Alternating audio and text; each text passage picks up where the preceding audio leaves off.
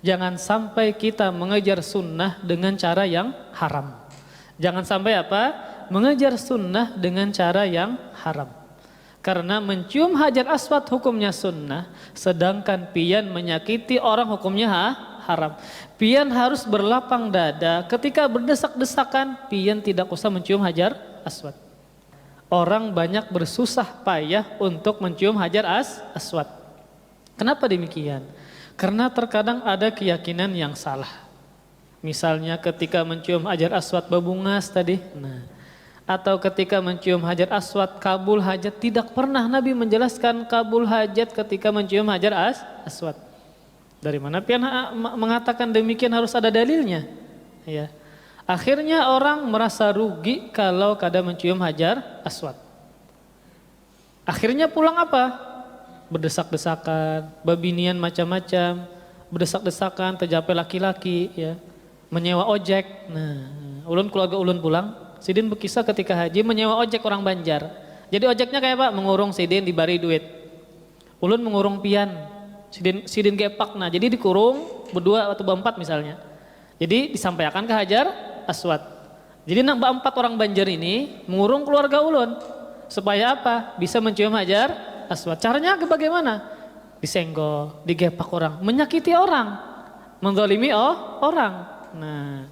Maka ada sebuah kaidah. Jangan sampai kita mengejar sunnah dengan cara yang haram. Jangan sampai apa? Mengejar sunnah dengan cara yang haram. Karena mencium hajar aswad hukumnya sunnah, sedangkan pian menyakiti orang hukumnya haram. Pian harus berlapang dada, ketika berdesak-desakan pian tidak usah mencium hajar aswad. Kadang orang merasa rugi kadang mencium hajar aswad.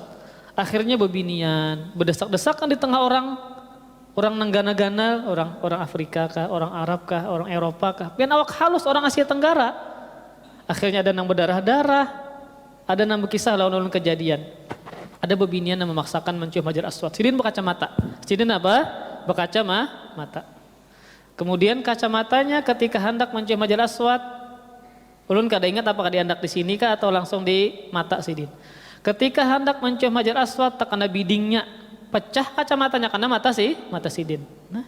Akhirnya apa? Membahayakan diri sendiri. Maka pian nang bahaji kah, hendak umroh kah, ketika berdesak-desakan, pian harus berlapang dada, merelakan tidak mencium hajar aswad. Karena apa? Hukumnya sunnah. Pian menyakiti orang, hukumnya haram. Menyakiti diri sendiri juga hukumnya haram. Ulun pun 4 tahun di sana, cuma sekali mencium hajar aswad.